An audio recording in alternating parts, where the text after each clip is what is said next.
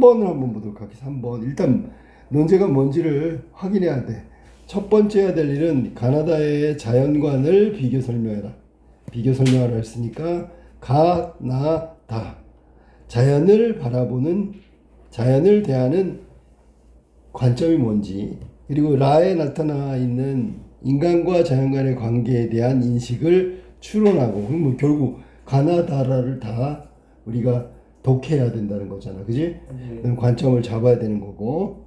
자, 이러한 자연에 대한 인식을 가나다 입장에서 라를 옹호하거나 혹은 비판하세요. 뭐 이런 식의 논제가 되어 있어. 자, 그럼 가부터 하나하나 확인해 볼게. 제시문 어렵지 않으니까 봐봐.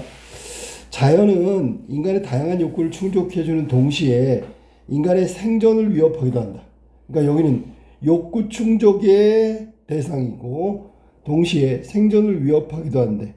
그래서 인간은 자연을 이해하고자 하는 다양한 지식을 쌓았으며, 이게 지금 르네상스 이후에 과학기술의 발전의 토대가 바로 이런 거란 말이야. 막 항해술, 탐험, 이게 문제로 자연을 바라보는 자연관이 이런 경험을 통한 지식을 얻고 지식을 인간에 유익하게 활용하는 거야. 그러니까 자연이라는 건 일종의 인간이 더 이익을 얻고 윤택해지고 인간에게 도움이 되는 것들의 도구에 해당된다는 거야.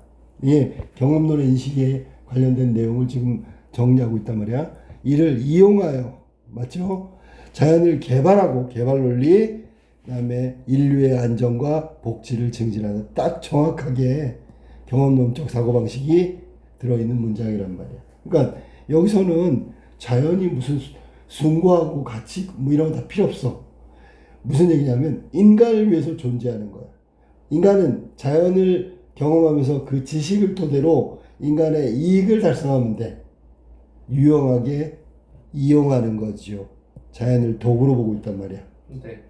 자, 자연에 대한 인식이 바로 이렇단 말이지. 하지만 근대 사회주의 물질주의적 사고방식은 인간 중심적 경향을 낳았고, 이 서양식이란 말이야. 자연에 대한 인간의 우월한 지위, 정복의 대상 충분히 지배하고 극복할 수 있다. 이게 자연을 바라보는 서양인들의 인식이란 말이야. 그거 지금 얘기하고 있어. 이와 관련하여 아리스토텔레스는 식물은 동물을 위해서, 동물은 인간을 위해서 존재한다. 결국 마지막에 최대 수혜자는 인간이 되어버렸네. 그지?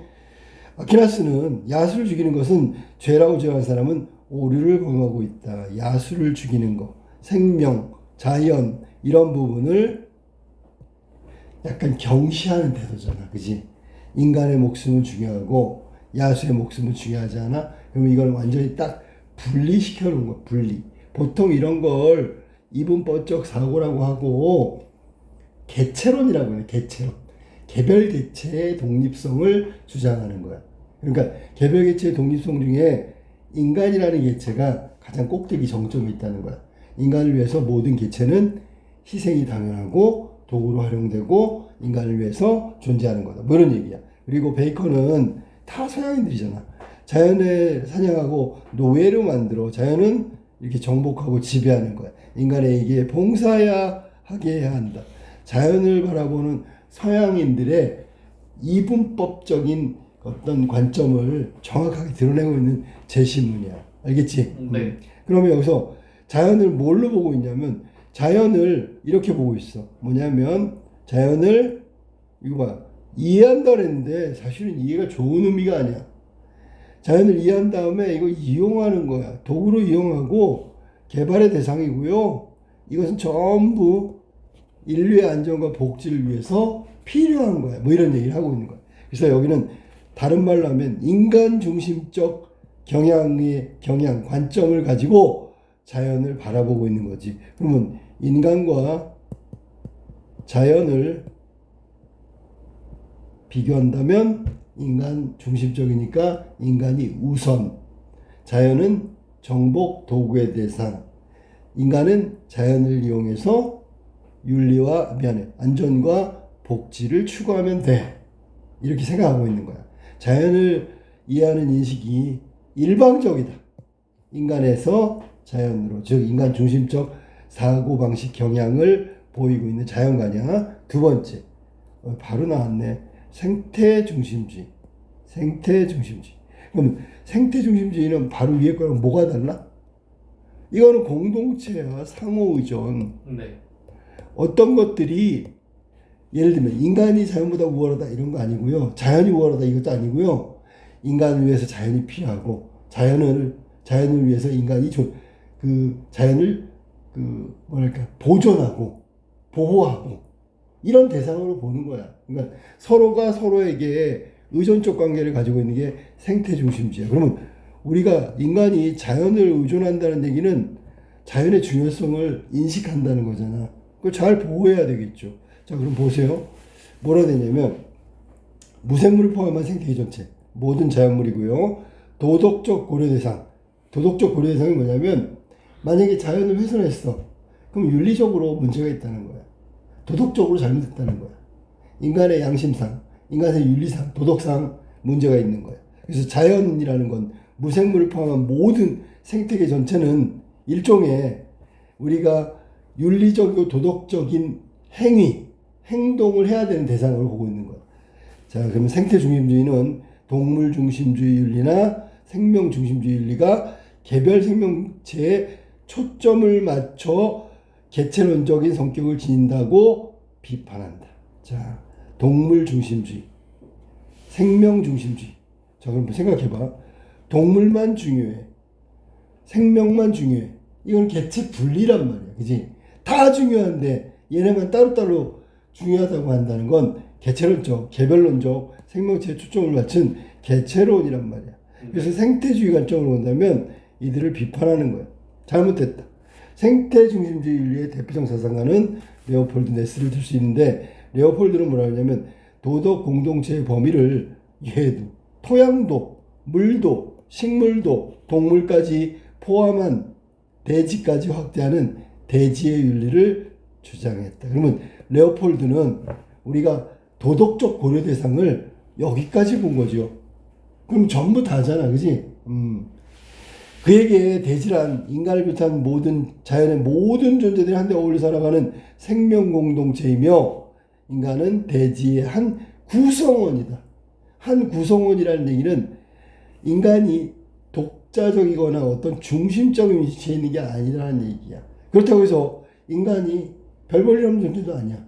이 구성원이라는 것은 모든 구성하는 것들의 각기 개별적 중요성을 다 두루두루 강조하고 있는 거지. 자, 한편 네스는 심층 생태주의, 이건 조금 더 깊이 들어갔을 거야. 환경 위기를 극복하기 위해서 인간의 세계관 자체 근본적으로 바꿔야 된다. 즉, 인간이 세계관 자체를 바꾼다는 건 자연, 환경을 바라보는 인식과 태도를 좀 더 깊이 해야 된다. 이 말은 뭐냐면 큰 자아 실현. 자아 실현은 인간이잖아. 큰 자아 실현은 뭐야? 그것이 확대된 거겠지. 생명 중심적 평등. 모든 생명은 평등하다라는 거. 두 가지 규범을 제시했어. 큰 자아는 자신을 자연이라는 더 큰 전체 일부로 인식하는 거. 큰 자아 실현은 자기를 자연과의 상호 관련성을 통해 이해하는 과정. 그러니까 나도 나의 존재, 인간의 존재는 개별 존재가 아니다. 자연과 더불어 혹은 상호 의존적 관계라고 아까 얘기했으니까 상호 의존적 관련성을 가지고 있다. 그리고 생명 중심적 평등은 우리가 얘기했을 때 생명 중심적 평등은 모든 생명체가 상호 연결된 공동체의 평등한 구성원으로서 동등한 가치를 지닌다는 것이다. 그래서 결국 여기서 눈에 띄는 건 상호 연결성, 상호 관련성. 뚝 떼어놓고 생각하지 마라. 인간 중심 이게 아니고요. 인간도 구성원의 일부고 인간의 생명이 중요하듯 다른 구성원의 생명도 중요하다. 이것을 다 지켜줘야 되는 게 위에서 말한 심층 생태주의고 그다음 더 나아가 위에서 말한 대로 생명 중심적 평등의 실현이다. 뭐 이렇게 생각하면 돼. 알았지? 네. 자, 그러면 여기는 눈에 띄는 게 상호 의존성이라는 인간과 자연의 관계를 이렇게 바라보고 있는 생태주의 관점에 대해서 이야기하고 있는 거야. 공동체 구성원 중에 중요하지 않은 건 없다. 모두 다 중요하다. 생명의 범위를 확대시킨 거고요. 모든 대상들에 대해서, 자연에 대해서 도덕적 고려 대상으로 간주하고 있는 거야. 그러니까 이럴 때 비슷한 말은 뭐냐면 아까 얘기했는데 개체로는 개별적인 어떤 개체들의 중요성을 강조하니까 생태주의하고 반대야. 이건 무시해버리고 생태주의하고 비슷한 용어는 뭐냐면 배웠는데 우리 전일주의라고 했어. 전일주의. 모든 것은 온전히 다 하나야. 그러니까 구분할 필요가 없는 거야. 다 중요하고요. 이 덩어리 하나가 하나를 말하는 거야. 그러니까 그 덩어리 중에 한 요소를 빼서는 안 돼. 다 구성하고 있는 중요한 것들이다라고 얘기하는 거야. 정반대라고 생각하면 되겠지. 위에서는 서양인들의 이분법적 자연을 대하는 관점이 지배와 정복과 결국 인류의 이익과 복지 증진을 위해서 필요한 도구적 관점이라면 얘는 그렇지 않아. 내가 중요하듯이 다른 자연물 구성원들은 모두 중요하다. 그래서 생태주의 관점, 그 다음에 전일주의, 그 다음에 아까 위에서 말한 대로 한다면 이거 생태중심주의 윤리 중에서 대표적인 레오폴드가 얘기한 것처럼 심층 생태주의. 이걸 확대된 거야, 더 알았니? 네. 자, 그 다음에 세 번째. 이거는 우리 조상들이니까 자연과의 조화지요. 읽어볼 필요도 없어. 네. 조화가 뭐야? 어울리는 거지, 그지? 서로 어울리는 거잖아. 이건 이제 우리의 조상들의 자연을 대응하는 자연관이란 말이야. 여기는 분수가 나와 있죠. 이 분수. 우리 다 배웠던 거예요, 이거. 잠깐 설명하면 산수관 바위 아래 띠집을 짓노라니. 자, 이건 인간의 거주지지만 자연 속에 함께 일종의 조화로운 모습을 보이고 있는 거야. 그러니까 인간의 거주지가 자연 속에 지어져도 분리 독립될 수 있잖아. 그게 아니고요. 자연의 일부로서 들어가는 거란 말이야. 그리고 이렇게 살아가는 그 화자의 자연에 대한 인식을 잘 이해하지 못하는 남들은 비웃겠지. 야, 저 사람은 왜 저기 가서 초가집 짓고 저렇게 궁상맞게 사냐 이렇게 얘기할 수도 있잖아. 그지? 근데 이 평범하고 보통 양반의 뜻은 이게 내 분수야. 나 만족해라는 얘기잖아. 이해됐지, 그지? 네. 그 다음에 보리 아픈 나물, 대유법이라고 보통 배우는 보통 사람들이 먹는 음식 알맞게 적당히 먹은 후에 이것도 지족이란 말이야. 지족. 이 정도면 나는 만족해 충분히 라는 얘기야.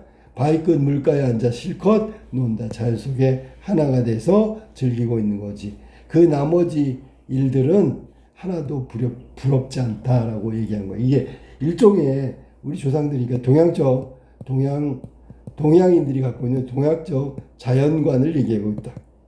뭐 우리 조상이라고 얘기해도 돼. 자, 그래서 여기는 인간과 자연의 어떤 관계를 따져본다면 인간이 자연 속에 들어가서 그냥 두드러지지 않고 조화롭게 사는 것, 자연의 일부가 돼서 그 자연 속에 살아가는 것을 만족하고 순응하며 살아가는 태도를 보이고 있는 거지. 완전히 가나다가 완전히 다르진 않지만, 즉 나다가 유사성이 있긴 해. 그런데 정확하게 자연을 대하는 자연과는 약간의 차이가 있다. 나다는. 저쪽은 상호 의존적 관계로 자연을 바라보고 있는 거. 상호 의존적이니까 한쪽이 없으면 안 돼.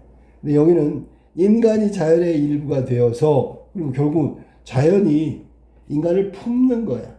그리고 인간은 거기에 들어가서 자연을 깨치지 않고 조화롭고 거기에 만족하면서 순응하면서 살아가는 태도를 보이고 있단 말이야. 약간 다르죠.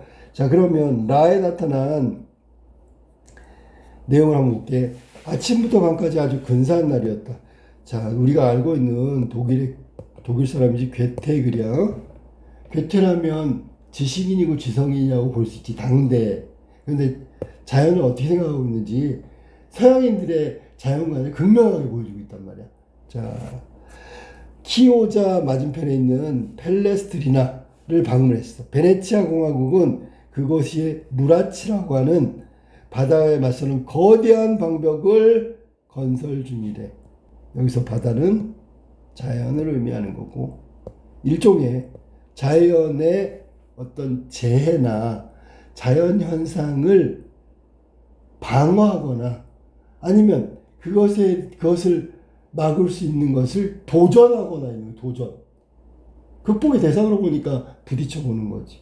그러니까 여기 지금 바다에서 막 파도가 치고 막 그런 걸 막는 방벽을 보면서 괴테가 얘기하고 있는 거야. 사람들은 돌블록으로 이 방벽을 쌓고 이것은 연안을 바다로부터 격리하고 있단 말이야. 나누고 있는데 리도라고 하는 길다란 지역을 거친 파도로부터 보호한다. 그러면 파도는 밀려와서 우리를 해치는 거네. 우리의 문명을 파괴하는 거네. 그러면 우리는 문명 파괴에 맞서서 막아야죠. 방어해야죠. 충분히 막을 수 있다고 그런 자신감, 네. 자연과의 그 어떤 충돌에서 인간이 우월적 지위를 갖고 있다는 걸 일종의 과시하는 그 지금 행동의 결과가 바로 여기 나온 리도란 말이야. 뭐 이미 다 나왔어. 자, 그 다음에 연안은 오래된 자연의 산물이다. 먼저 밀물과 썰물, 다 자연이잖아. 조류와 대지의 상호작용이 이어서 태고 쪽 바다의 수위가 점점 낮아진 결과 아드리아 쪽의 위쪽의 끝부분에 광활한 늪이 형성됐어. 늪은 밀물 때는 바닷물이 잠기지만 썰물 때는 부분적으로 들어간다. 인간의 기술은 자, 여기 지금 나온 게 경험이란 말이야. 밀물 때, 썰물 때 자연현상이 달라지고 저렇게 되네? 그것이 경험이고 그 경험을 바탕으로 지식이 축적돼. 뭐 지식을 바탕으로 자연과 맞서 싸울 수 있는 어떤 액션을 취하는 거야. 이게 서양인들의 사고방식이라고.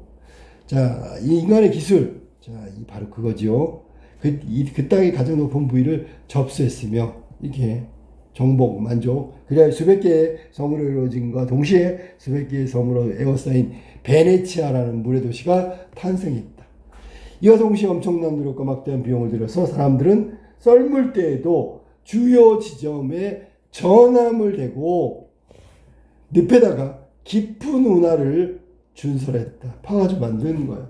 이게 지금 자연을 이용하긴 이용하는데 인공의 어떤 그 노력, 인공의 힘, 인공의 도전 이런 것들이 만들어낸 결과란 말이야. 우리 맨날 얘기하는 게 분수 나오잖아. 분수하고 폭포. 서양은 분수 아니야.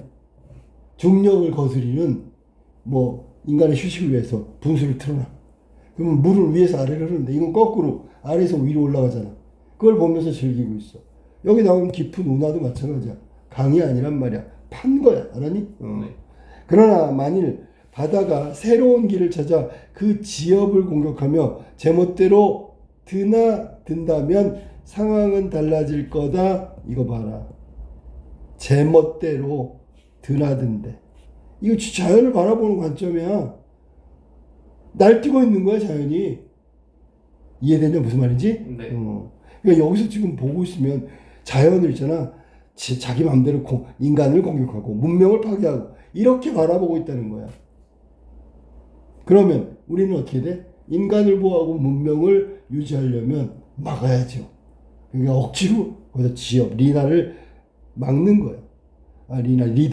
리도, 펠레스트리나, 산피에트로 등의 작은 마을이 침수된단 말이야. 두말할 필요 없이 바닷물이 모든 것을 아무렇게나 삼켜버려. 이 지금 바라보는 관점이 이렇단 말이야. 그곳의 소통로도 막혀버릴 거다.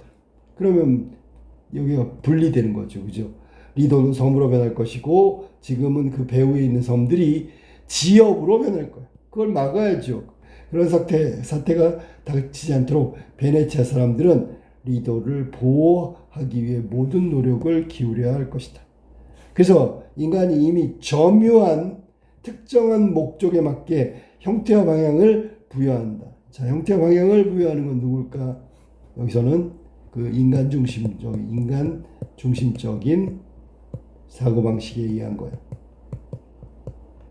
그리고 여기 나온 대로 제멋대로 공격하거나 이렇게 저렇게 바꾸지 못하게 막아야 할 거다. 이게 자연의 모습이란 말이야. 그러니까 일방적 시각을 보이고 있는 거야. 자연은 그러니까 우리 문명을 파괴하고 인류를 위협하는 거야. 그러니까 막아야 될 우리의 어떤 갈등의 대상. 그러니까 갈등이니까 정복해야 되고 우리가 지배해야 되고 마지막에 도구관처럼 이용해야 될 그런 개체이지 우리와 함께하거나 서로 의지할 존재가 아니다라고 정확하게 정반대 시각으로 바라보고 있는 거야. 나다하고 정반대 중에서 굳이 얘기한다면 나의 입장에 정반대에 해당되는 거겠지. 그러니까 다까지 가지도 못해. 알았지 무슨 말인지? 네. 그래서 자연관이 지금 우리가 확인해 보니까 가하고 나하고 다하고 간단하게 정리하면 가는 인간 중심적 사고방식 여기 나왔는데 인간 중심적 사고방식 거의 라고 일맥상통한 내용이다. 그러니까 인간 중심적 사고방식은 인간이 자연보다 우월하다. 우월적 지위에서 자연을 바라보고 있는 거야. 그러면 당연히 정복과 지배의 대상 그리고 우리보다 낮아. 그러니까 우리가 이용할 도구의 대상이라고 보는 거야. 이게 가가 바라본 자연이고 그다음에 나가 바라본 자연은 상호 의존적이라 했지 생태 중심적. 생태 중심. 그럼 생태라는 것은 인간이 여기에 포함되는 거야. 인간이 특별한 개체가 아니다. 생태 중심적 사고방식으로 자연을 바라보는 자연관이 상호 의존적 관계, 인간이 위에 있거나 혹은 다른 생명체가 아래에 있거나 이런 것이 아니야. 동등한 관계, 그리고 하나의 공동체를 갖고 있다. 생태 중심적 사고방식을 갖고 있다는 거야. 그러니까 상호 의존이란 말은 어느 대상도 중요하지 않은 것이 없다. 이 말은 동등한 자격이라고 이야기하고 있는 거지. 그러니까 이 생태 중심에서는 인간 중심적인 사고방식을 당연히 비판할 거고 개체주의 관점인 인간 중심적 사고방식 개체는 나눈 거고 그 중에 나눈 것 중에 최고 정점은 인간이라고 보는 게 개체론이란 말이야. 이렇게 봐서는 안 된다. 그리고 모든 것은 동등하고 평등하다. 그렇다면 이건 전일주의라고 한다. 그리고 가의 자연관은 교환적 사고 자연관이라고 아까 얘기했지, 그치? 네. 그러니까 분수도 소박하고요. 그 다음에 나머지 일엔 관심이 없어요. 이 말은 자연을 무슨 정복 지배 도구 안 놓고요. 의존적 관계라기보다는 오히려 자연에 길들여지는 즉 수능적 관계라고 보는 게 더 낫다. 인간은 자연 속에 들어가서 자연의 일부로 살아가는 게 맞는 거라고. 거기에 무슨 지배, 우월, 중심 뭐 이런 건 전혀 관련이 없어. 오히려 자연한테 고마워해야 된다고. 여기서 자연스럽게 살아가게 해주는 거. 그게 어떻게 보면 우리가 자연을 이용한다면 나쁜 뜻이 아니라 자연 속에 조화롭게 사는 수만 있다면 자연은 그 가치를 다 우리한테 내어준 거다. 이렇게 얘기하는 거야. 그래서 조화와 순응의 대상이 바로 자연이고요. 인간은 이렇게 자연 속의 일부가 돼서 살아가는 동양적 자연관을 보여주고 있는 게 다시의 내용이란 말이야. 자, 그러면 우리가 이 문제에서 옹호하거나 비판할 수 없는 일단은 가는 라를 옹호하겠지. 그치? 같은 맥락이니까. 그러면 인간 중심적 자연관에서 저 리도 지엽을 바라보는 태도는 당연히 도구로 이용하고 인간의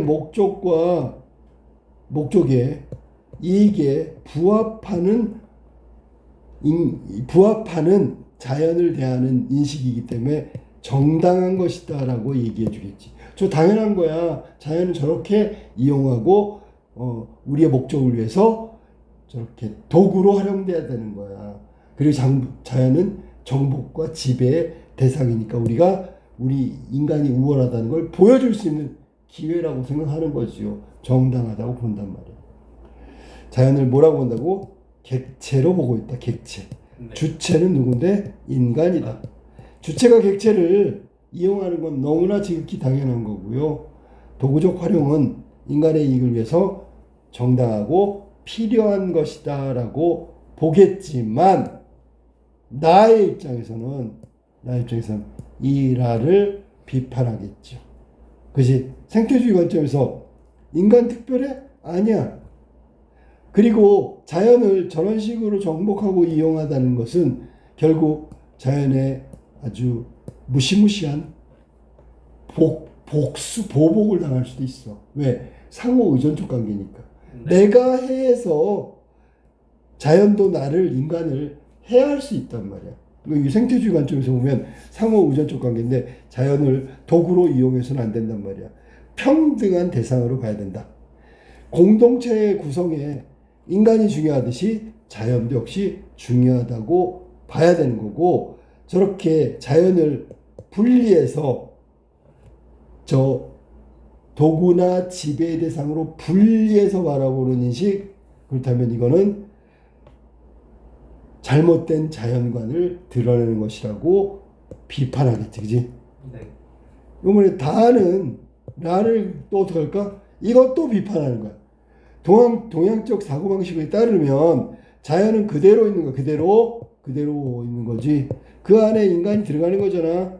근데 저렇게 막 리도처럼 자연을 훼손하고 인간의 이익을 위해서 변형시키고 이런 것들은 모두 그대로 둔 채 우리가 순응하고 조화롭게 살아야 될 대상을 파괴하고 있는 거야. 이해했어? 네. 저렇게 바라보는 근본적 인식은 분리다. 그래서 분리라는 이 용어를 가지고 나는 라를, 다는 라를 비판하겠죠.